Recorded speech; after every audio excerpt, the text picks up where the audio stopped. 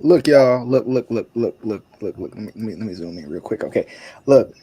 I'm trying not to panic. I'm trying not to be too overreactive by the Ravens start. But I tell you what, when it comes to the Ravens, when it comes to the Bears, it kind of feel like it's a little bit opposite of what me and my boy Rabbit Jones thought tonight. And I got look, man. Look, I'm not gonna panic. I got a lot to talk about. We got a lot to say. I'm sure Rabbit got a lot to say over there. I know I got a lot to say. And we're gonna talk about these Ravens. We're gonna talk about these Bears because I'm telling you what, man.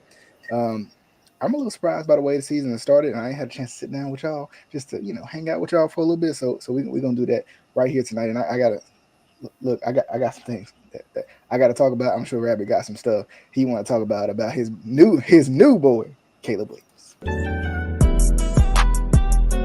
All right, welcome into The Bears Ravens podcast, Flock Nation Speaks, T3P podcast.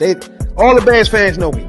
your Baltimore Ravens The Bears. podcast, where we talk about the best team in NFL history. The Bears. If you're a Ravens fan, of course. passionate Ravens, passionate Bears. You know what I'm saying? Now, that's what we do. You know?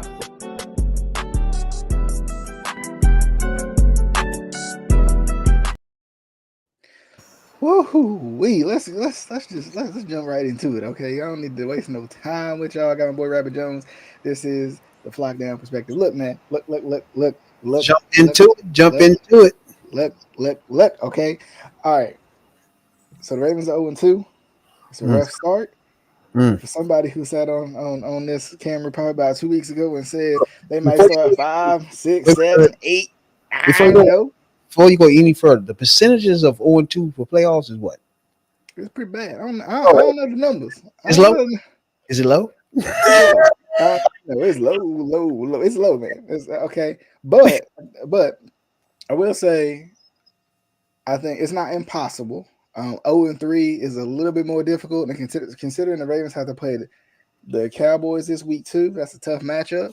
And I mean, even when we talked about it beforehand, Rabbit, we talked about how difficult that matchup was going to be, especially coming off the first two. You got you start out with the Chiefs, you got the Raiders, who you hope even if you lose to the Chiefs, a little bounce back and maybe get some momentum going into this game. But the Ravens and momentum are the furthest two things away from each other right now. The Ravens and identity are the furthest two things from each other right now. The Ravens and good head coaching are the furthest two things away from each other right now because coaching. It's not good. Wait. It's not good, man. What you just say? It's not good, man. You don't like the coaching? Wow. So, I mean, his brother. That's funny. Yeah, look, Jim been doing that thing. Now John over here, he been kind of suspect. Look, so the reason I say that, right? Explain to me why the Ravens in crucial situations only got one timeout. I need to know. When the game is on the line. Look, the Ravens don't play the preseason, so I kind of expect the Ravens to come out and be a little bit slow. I really do. I expect them to be a little sluggish. I expect the first 4 games to be sloppy. I expect the first 4 games to not even look good. I expect the first 4 games they still trying to find that offensive identity because they just retooled the offensive line. But from a coaching perspective, why are you challenging things that's obvious that you're not gonna win them and you burning timeouts? Why is your team so undisciplined? Like, yes, there's a part of me that feels like that comes back to execution, but there's another part of me that says if it's all the time, where the discipline at? Where the discipline at from the head coach? What's the head coach saying to these guys to make sure that they're in a big hold on a big play? Now, I ain't, the officiating ain't been great, but I don't want to use that as an excuse either, because the Ravens simply just haven't been good either. Like I think it's been a variety of things. The defense looks like they miss Mike McDonald right now. The offense looks like they still trying to figure out how do I say this nicely? They still trying to figure out why Odell is in Miami and not in Baltimore, because it just seems like Zay Flowers is the main weapon. It seems like there's no consistent usage of Isaiah Likely and Mark Andrews. Y'all talk about Lamar Jackson need to be on a milk carton. I don't have a milk carton with me, but let's just act like this is one. Mark Andrews, I'm looking for him because I can't find him. He been on the milk cart. Now I know he had the accident before the season, and I know, that's a valid concern if he's healthy or if he's not. But if he's not healthy, don't let him play. Don't suit him up if he ain't really healthy like that. Like let Likely do his thing. But let me ask you this: is it a defense or offense in your eyes? To me, I mean, can I say both? Is that a cheating answer? Is that? I mean, the reason, I don't think the Ravens have been excellent in any category. I think the run game has felt like it's been lacking, and that's one of the things that the Ravens have prided themselves on from jump. But I think the run game has not been as good because the offensive line is not nearly as good as it's been in the past. And, that's giving credit to previous offensive lines that I didn't think was great to begin with, but that were band-aided together to make look good. So offensively, I think the offensive line is the biggest problem, because everything starts up front. And it's obvious. You can see Falele ain't it. You can see that some of these guys, Makari starting at right tackle is not it. You can see that some of these new guys that you got in that you trying to figure out, like it's still early in the season, you're trying to figure out your offensive line because you replaced 3 out of the 5 guys. You still trying to figure out, okay, which guys is worth being here every single week. So I think the offense is a problem because of the offensive line. I think if the offensive line plays better, everything works. I think Derrick Henry goes off. I think Lamar has more time. I think the receivers can actually get open. I think all that matters due to the offensive line. Defensively, I mean, I think it goes back to they can't get off the field, right? They can't get off the field on third down. I think it's less about, and this is just from what I'm seeing, I ain't looked at any numbers and like that, but from what I'm seeing, it feels like they can't get off the field in crucial situations, which has been a problem for Ravens defenses in the past. Last year, it wasn't really a problem. But I think at the same time, because it's been a problem in the past, it seems to be rearing its ugly head again. And I think, getting off the field is going to be a big thing. I think, honestly, the pass rush has been a lot better. I think I would say both. I mean, shoot, if you want me to go the whole trifecta, Rabbit, I think we can say special teams too, because this punter that we decided to draft 2 years ago has been shooting punts, and that ain't been good either. That's been, what game was it? I want to say it was the Raiders game, last week. That was, it's late in the game. It's a punt that you need. You need a good punt. Like we talking about Sam Cook, probably a Hall of Fame punter, in his time. Now we talking about Jordan Stout, the guy you drafted. The punt was shanked, and they got the ball at like the 40-yard line. And it's like, if you get the ball at the 40-yard line, that's almost like an automatic score, for your team. So it's just been bad all the way around. And I think a lot of it too, I would love to see the penalty numbers, but I feel like a lot of it too has been lack of discipline. Even your boy Roquan Smith been getting bad penalties that don't make no darn sense. I think you read my mind. I think you knew what I was about to go. I was about to get to his name. I mean, you got Ronnie Stanley on holds. You got Quinn was on y'all team, right? You said who? Quinn, linebacker. I think he played for the Steelers now. Wasn't he on y'all team? Oh yeah, Patrick Quinn. Yeah. So I'm thinking. That's why I was about to ask you about Roquan Swift. How you look now without Quinn there, and you know what I'm saying. That's why I'll just figure out, because when he don't have no linebackers on the side of him that's good as him, he's just an average person out there. I mean, honestly, I feel like him and Trenton Simpson have been a good combination. Trenton Simpson has looked about as advertised. And I think, having Roquan Smith beside him helps Trenton Simpson out. I don't know if Trenton Simpson would be able to do it by himself. I don't think Roquan Smith has played badly. I'm defaulting to a couple of calls in the Kansas City Chiefs game where maybe he should have slowed up. I think he had another one. I think it was another one. It was like a horse collar or something, which is weird because I always thought a horse collar was if you take them down by the horse collar, not if you just grab it. Because and I could be mistaken about that, but then I remember seeing in a game later on that week that the same thing happened, but nothing was called. So it's just, I mean, honestly, I'm always in the Ravens will be fine mood. I'm always the guy who's like, they'll be fine. I felt like they would start off slow. I didn't expect them to start 0-2. At worst, I expect them to be 1-1, right? You expect them to take care of business against the Raiders. But, the Raiders are, at least on the defensive end, a well-coached team. And, even though, the Ravens were able to turn them over, the offense wasn't able to do anything with it. And that's going to be the thing, is trying to figure out, are the guys you have enough or are they not? And I think play calling matters in that regard too, because I would love to see Rashad Bateman get the football underneath. I would love to see Rashad Bateman get the ball and be able to run a little bit after the catch, as opposed to having him run on these no yak routes. But real, in the end, Lamar Jackson got MVP numbers. If you look at the stats, right? Mm-hmm. So, like 273 the first game, 247 the second game. There was no interception, and both of them had touchdowns. Yeah, percent rating. So if he was to have 17 games like that, that's an MVP. Yeah, and that's the problem, Rabbit. That's the problem. Is like, once again, is come to a point where the offensive line isn't good, the run game isn't clicking like it should be, the receivers don't seem like they're getting open. I don't know. I think I'm gonna blame that more on the offensive line than I am the receivers this time. But it's like, I feel like sometimes the Ravens' game plan is let Lamar do his magic and everybody else is secondary.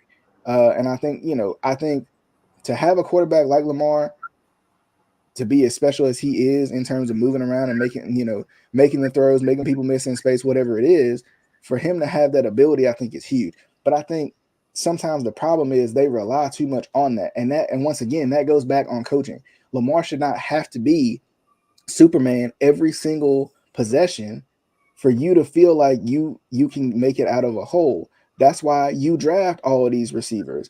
That's why you grab Derrick Henry in free agency. That's why you were supposedly retooling the offensive line, right? A lot of these things that become coaching problems and become GM problems, those are things that are issues, because, I feel like Lamar is playing well, but, it ain't but so many times that Lamar can just bring you out of a situation. Lamar played a little bit of hero ball, I felt like in Kansas City, and it almost worked out. They literally, you sitting there looking at that game, you lose that game by a toe in the back of the end zone, right? Maybe a little miscommunication with Zay and Lamar, and there's been a couple miscommunication type things going on with the Ravens, and that goes back to preseason too. But I think as the season goes on, they'll get better. I think week 3, I think they'll look a lot better in week 3. They usually play pretty well against the Cowboys, so I think they'll look a lot better in week 3. But I feel like when you don't play the preseason, it almost feels like the first couple games are just that, the preseason. And the Ravens didn't play starters really at all. Now, I'm really surprised that they 0-2, but the fact that we pulled the joints. Now, first of all, everybody know that I wanted Justin Fields to stay on the team, right? That's a given, right?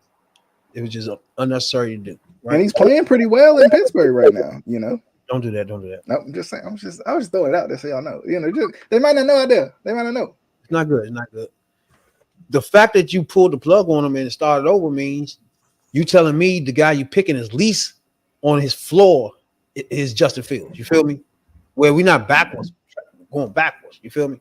Mm-hmm. Well, obviously to me, like I'm not no quarterback motherfucker guru or whatever the fuck, right? I don't really get into people when they're in drafts. But once you play this game, I know what I see. You know what I'm saying, dog? Mm-hmm. And when I was hearing the motherfucking generational talent and all that, I'm missing that. I'm really not seeing that at all. And I don't think anybody watching him can still say he a generational talent, right? Now, to me, he on my team now. So I need him to play better than what he's doing, right? 55% passing in both games is crazy. 2 interceptions last game, no touchdowns. Like, that's not gonna work. So I'm not gonna sit there and be like, all right, you got rid of Justin Fields, so look at him, he fucking up. Now I ain't gonna do that because that's still my quarterback in the end. They just made a bad decision. Now I really think in the end he could be better than what he's been showing. But generational talent, that's never gonna happen there. That's not there. That's not him. So I I don't mean, see what do you think? What do you think of him so far? Like from what you've seen, do you see anything that makes you feel like okay, I see where they was thinking, but it might just not be there yet, or you feel like they was completely off right so far in the season? I know it's early. all right, from 2 games I've seen, I'm thinking I see what they saw with him, right? I see what they was thinking. Because in the pocket, he got real pocket presence for a rookie. He know how to move in the pocket. So that's good. I see what they seen. But in the end, playing quarterback is a lot, bro. You getting hit. It's a mental game, bro, when it comes to quarterback. And some of those situations that he was in, like Thursday night, I just can't see it getting better.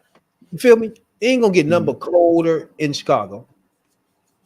And those hits he was taking in that game, it was hot. It was in the dome. Imagine it was cold out that bitch.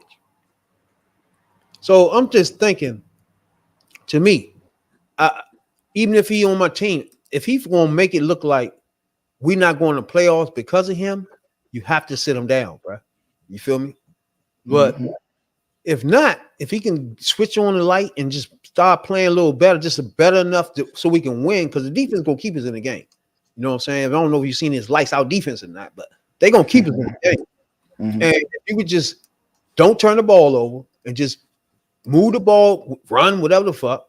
But when you start trying to extra like he did, like he had a 19-yard sack, bro. I've been watching football since I don't know, and I'm like, I've never even seen a quarterback take a 20-yard sack. Yeah, and that's I think too, when it comes down to that, I think that's youth. I think that's stuff you learn as you continue to play, because like in college he's getting away with that, right? Like full disclosure, in college he's getting away with that. In the NFL, everybody's fast. I mean, shoot, the darn defensive tackles, as big as they are just as fast as you are on a lot of occasions. Unless you are like Lamar or something like that, where but still, even guys catch Lamar, and he's one of the faster quarterbacks. Kyler Murray, one of the guys like that. Justin Fields, to go back to that point. Hell yeah.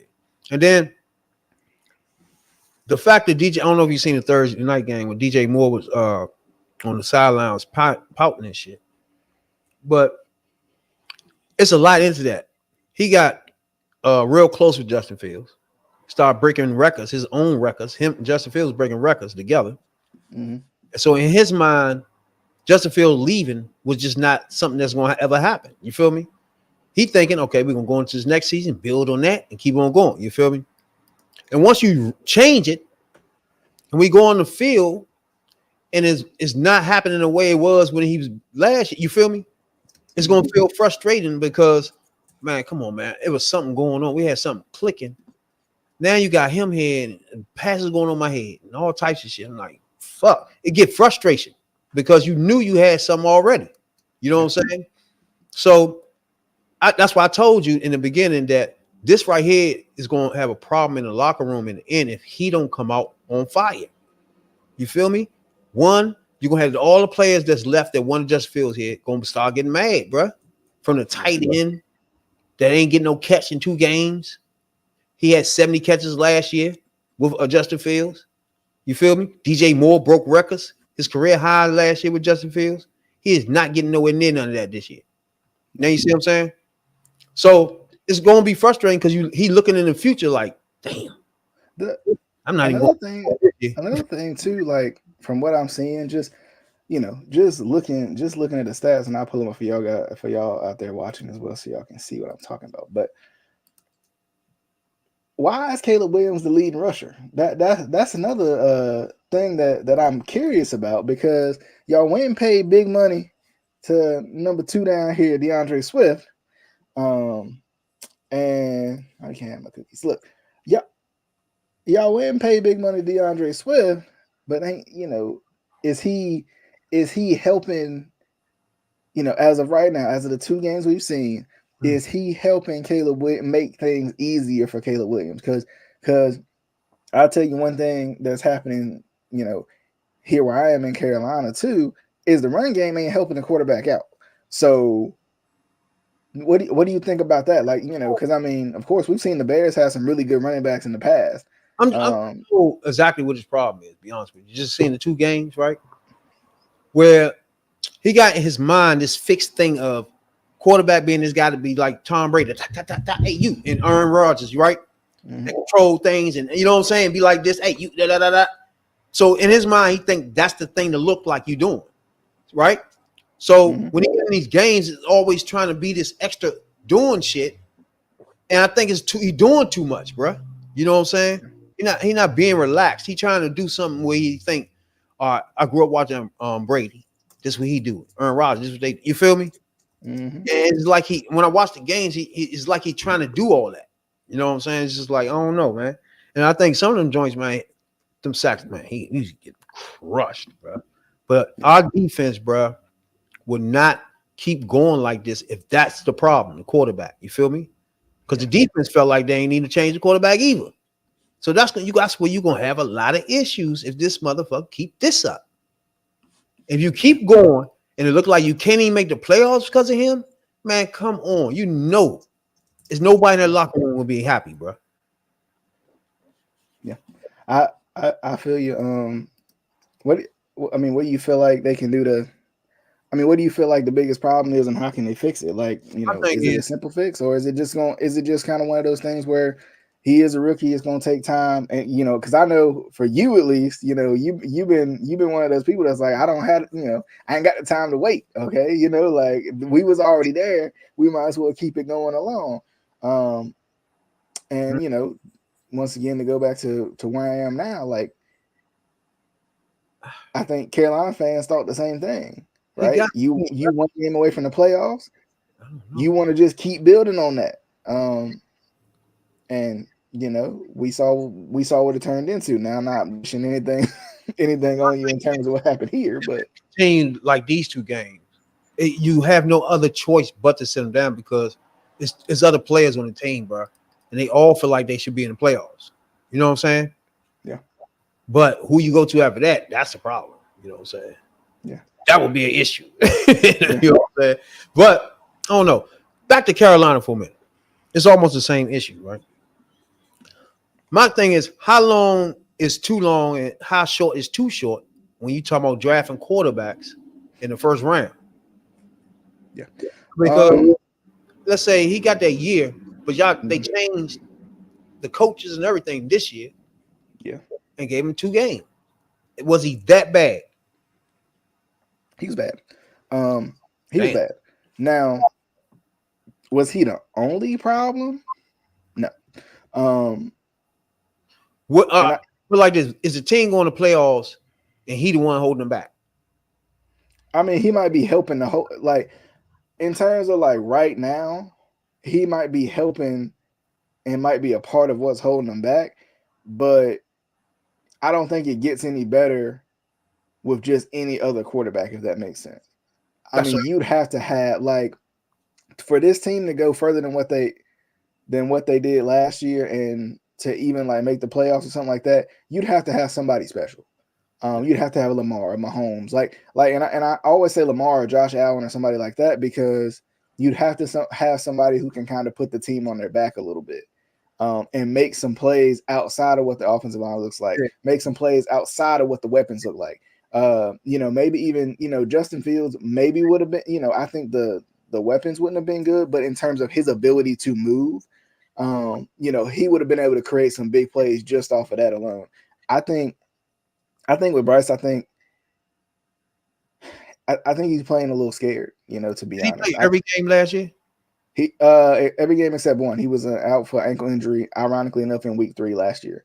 So think about it, they gave him the whole year, right? Mm-hmm. So, and this 2 games, that may be more than enough to see. I mean, I think it's hard though, because last year you looking at a guy who comes in, like, I don't want to say the rookie year don't really matter, but the rookie year is tough because it's your first look at NFL speed, and if you don't have if you are the number 1 overall pick, for example, where Bryce was, I mean, you don't have the weapons everybody else got. You're not being drafted 32nd. You're not being drafted in the middle of the round. You're not being drafted in the 2nd and 3rd and 4th round. You being drafted to, hypothetically speaking, the worst team in the league. So you think it was wrong to stop the benching? Well, and also I want to say too, because of what they gave the Bears to get the number 1 overall pick, you deconstructed your team. Think about how many players and potential players they missed out on because of how the Bears just fleeced them. Y'all's GM, he did a good job. He made the deal, right? If you draft this person, right, you gave up all of that, and now you're doing bench him. That means you just everything for nothing. I think, yeah, and I think that's my problem. Because that's like this might be worse than like RG3 levels of that. You remember that trade? Like the trade for RG3 was crazy. Now RG3 won Rookie of the Year. RG3 took it to the playoffs a little bit. You didn't give up on RG3 too early, even though I think you did after the injuries and everything. But in terms of the first couple years, like you let RG3 do his thing. But I personally don't think that even 2 years is enough. I think after 2 years, I think you can really assess who a player is. But I'm not a big proponent of dead money. I'm not a big proponent of paying a guy and then not giving him the ball or throwing him the ball or having him take the snaps or whatever it is. Because at the end of the day, you're gonna lose the money anyway. Are the Panthers in Super Bowl position? Like that's my point. We can talk about the playoffs all we want to and making the playoffs and making the fan base feel good, but are the Panthers in a position to win a Super Bowl anyway? No. So why don't you? Like my thing is, why don't you let your guy, like if you see there's a problem, cool, like address that in practice, address that in the film room. Literally, this is what these people do, right? This is their job. Like you cut hair, I do web stuff at a TV station. Like this is like they play football, right? They watch film, they figure out what's going on, what's going wrong, blah blah blah, and the coaches do the same thing on a different level. So my thing is, if you need to take him out for a couple games so you can sit with him and let him watch film for a little bit and just like take some of that pressure off of him, cool. But if I'm the head coach, I'm saying, Bryce is my guy. He just, he needs a second. And maybe you don't, and you don't have to emasculate the guy and say like, well, he's scared. Because obviously everybody sees that. But you can just say, you can say as a coach, and I'm talking about as a coach, because as fans, we're going to say whatever, right? As media people, we're going to say whatever. But as a coach, you say, this is my guy. We're going to sit down, we're going to figure out what's going on, and we're going to get better. Because when you look at just the highlights, I've looked at the tape too, but even just the highlights, even his best of his best throws last year, he moves a lot. He's on the run, but his shoulders are square. This year, it's almost like he's trying to use pure arm talent to make every throw. He doesn't square up at all. Like I'm all for the off-platform throws because that's what he does. But you got to at least square your shoulders up. It's like it's like a baseball player. It's like a shortstop. You can make that. You might be one of those guys that can make those throws, but you got to at least square yourself up. And that's another thing that I feel like is missing from his game is he didn't square himself up. And he's running before he even thinks about what the protection looks like. He's getting out of the pocket before he even thinks about what the protection looks like because he was sacked a league high 62 times last year. You hitting the ground 62 times as a rookie, boy, you think about making some lifestyle changes. You wondering if football is even for you anymore. And I think like that's other issues. Like, do I trust the guys that's in front of me after being hit 62 times last year? I don't know. Even if you retool it and they did, it's still gonna take me a little bit of game speed to learn that these guys got me. And another issue is the Panthers did not, kind of similar to the Ravens, but it's a little bit different because you're talking about a 2-15 team. You're talking about versus a team that made the AFC Championship game last year. The Panthers didn't play but one series in the preseason for Bryce Young. And for a 2-15 team, you out of rhythm. You got new weapons, right? You got two new guys in the wide receiver room. You got a pretty much a whole new offensive line. It feels like. I mean, I think in the same way, three of the 5 guys are new, so they got to find their cohesion too. They did the same thing with Caleb. Yeah. Same shit. You know what I'm saying?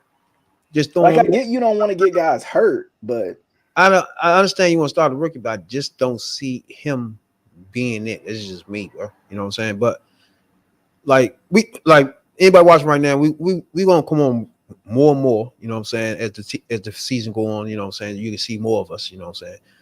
But you know what I'm saying? Little short bites here and there, like this one tonight. You know what I'm saying? We want to step in and talk to y'all and step out, but we just want to get the temperature of the room of where our team's at right now, so y'all can feel where we feeling right now. You know what I'm saying? And that's where we at right now. So it will be more content from us. You know what I'm saying? As the season going on. And I told Rabbit too. I said, you know, just to peek y'all into my life a little bit. Like once this wedding is over, you know, I'm getting married in a couple weeks. So once this wedding is over, I'm gonna have a little more time. I don't have the time right now, all right. Yeah. But once the wedding's over, you know, hopefully I have just a little bit. Yeah, no. Gotta do what you gotta do though. Yeah, but appreciate everybody tuning in tonight for sure. You know what I'm saying? Yeah, definitely was a lot of fun. Be sure to if you're on my channel over here at the Be More Show, be sure to check my boy Rabbit Jones out, the Third Perspective podcast. I mean, they talk about all kinds of stuff. I'm sure I ain't gonna bring up the name. All right, I ain't gonna bring up the name, but I'm sure it was talked about this week. We here. I'm sure. Good. On that show over there, I'm sure they talked about it. This was damn sure. Sure they talked about it. There was no. Never mind. All right, let me get out of here. I say something. I appreciate you though. But appreciate everybody tuning in tonight for the show. The Bears. Yep. All right, y'all. We'll see you guys on the next episode of the Flock Down Perspective. I know I got to change the intro. I know I didn't change the whole darn show and all that. I will. I got y'all. I'm doing it soon. We'll see you guys on the next episode. Peace, y'all. All right, welcome into the Bears Ravens podcast. You know, Flock Nation Speaks T3P podcast. All the Bears fans know me. Your Baltimore Ravens, the Bears podcast, where we talk about the best team in NFL history. The Bears. If you're a Ravens fan, of course. Passionate Ravens, passionate Bears. You know what I'm saying now?